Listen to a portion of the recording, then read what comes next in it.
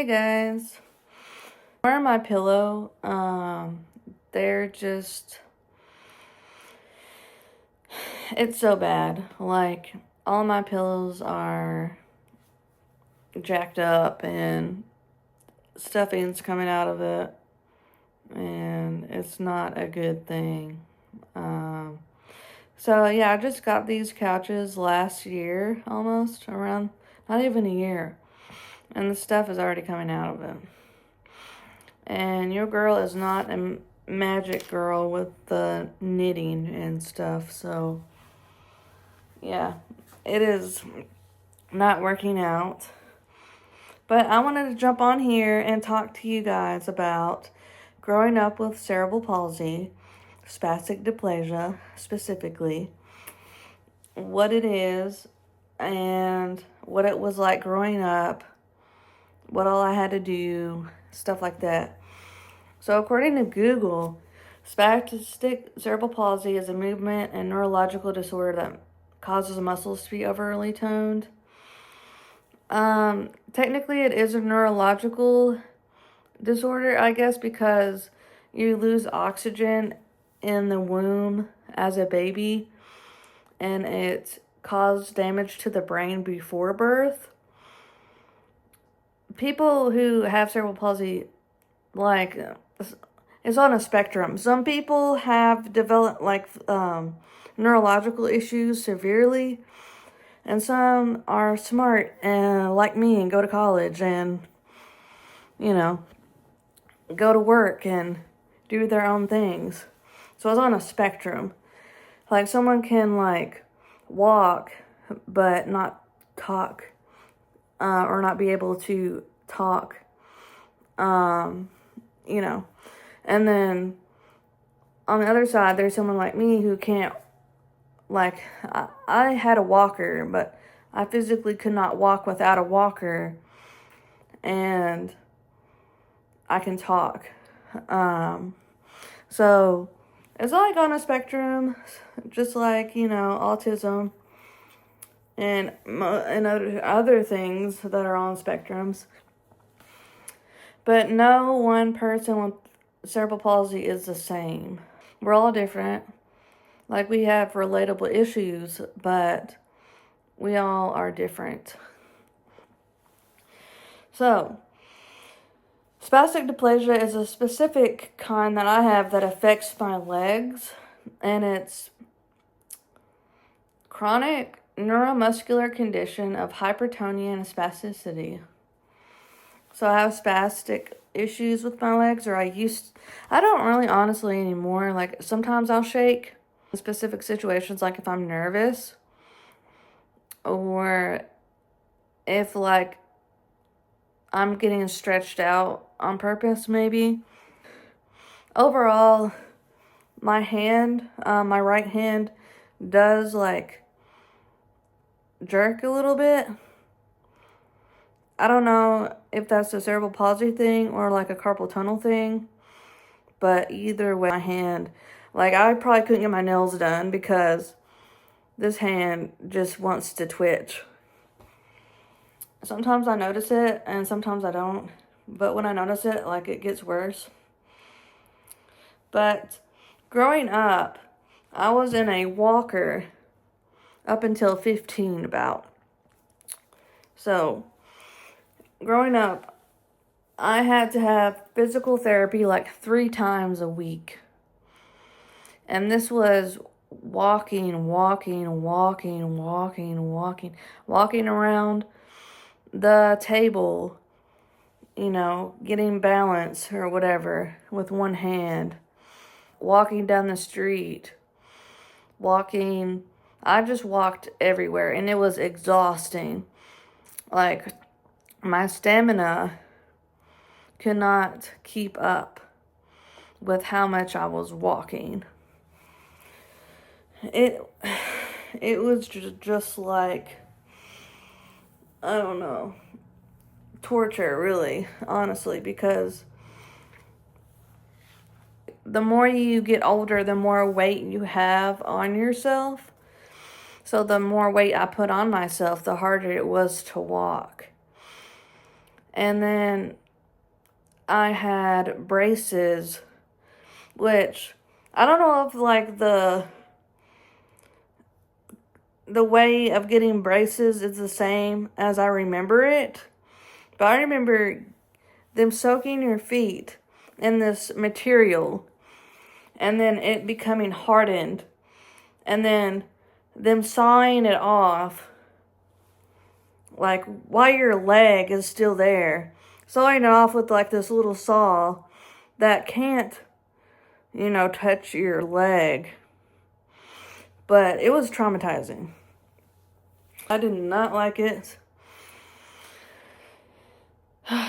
It was a lot.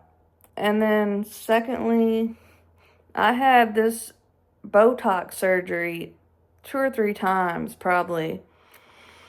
And all while stretching, walking, the test results kept coming back insignificant. So, like, as in no changes between having the surgery and not having the surgery. And I had to have, like, I don't know if it was, I don't know if it's considered braces, but like they were on my legs for like 6 weeks. And then they took them off. Maybe that's what I'm thinking of. Not the braces part of it, but the leg wraps. I'm getting confused. But like, let me look it up. Yeah, it was like a process of wearing the braces or whatever for like 6 weeks. Like, I couldn't itch my leg because they were on for like 6 to 12 weeks. So, I don't know what they were exactly called, but that's what I had to do. With the walking and the stretching, I walked all the time, like three times a week, physical therapy, and it was exhausting, and I felt like I was going nowhere because I kept getting tired and exhausted, and I didn't want to do it. And then whenever I transferred to the wheelchair at 15, I was like, oh my gosh, like, I can keep up with people. I can keep up with kids my age. It wasn't a problem. Like, it made my tiredness go away. And I really need to start stretching more, but okay, so I went to physical therapy like last year, and like I have PTSD, so anyone holding me down I don't like. Like, it's traumatizing for me, I guess, because every time she said something, I would like jump. And I don't know if that's getting a hit by a car thing. Like, because most of my getting hit by a car PTSD has gone away. Like, I don't jump. I don't do things anymore. I used to. Well, this is like a separate issue than CP, but I'm saying I need to stretch out my legs. But, like, every time she would stretch me out and, like, wouldn't talk for a while and then would say something, like, I would jump.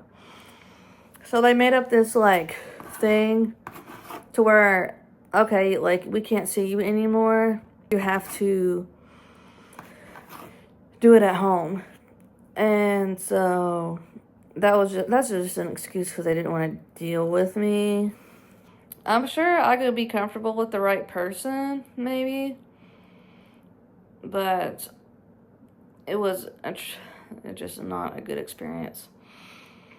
I need to stretch out my legs more because they are tight, like very, very tight. And my knees are tight. My hamstrings are tight. Everything's tight. But your girl needs to do a little bit better about it. But yeah. Cerebral palsy, like, just a normal thing, you know. Everyone's normal, you know, that has it. Just a condition that I was born with. Doesn't make me less than. I can still do things. I graduated from college 2022 with a sociology degree. I almost went back to school. Well, I did go back to school for a graduate degree, but I didn't finish it. But that's just because I wanted a career change. It's a condition that is severe for some people and not severe for others. It's just on a spectrum. Like, some people need help, extra help, like, you know, getting dressed and stuff. I don't yet. But I'm getting older and stuff, so maybe one day whenever I'm like 60, I'll have issues. I don't know. The only issue now is, do I want to transfer to a power chair, and when do I want that to occur? I'm still holding on a little bit to be able to do a manual chair, because my pride is getting in the way, and like I feel like I would look at myself differently, and like people would look at me differently. So it's been a hard thing to accept, something I don't want to accept. And yeah, so,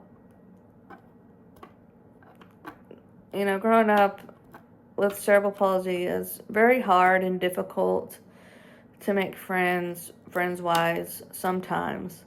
I have made friends, you know, in elementary school and middle school, but the hardest was high school. And it makes it hard for me in my adult life to open up sometimes, because like whenever people hear cerebral palsy, they have an idea of what it is, and it's not all the time correct. Like I don't have a mental disorder. Technically it's a brain, you know, issue, but I don't have like mental issues is all I can think of. Like, I don't have mental issues. My brain is perfectly fine and working. The memory's not there yet, really. Like, my memory's wiped. But my brain still works. You know, I live on my own. I have a dog. I have some friends. I have family. You know, I'm a normal person. And people need to realize that people with cerebral palsy are the same. Like, you can have a friend with cerebral palsy and, like, it not be a thing.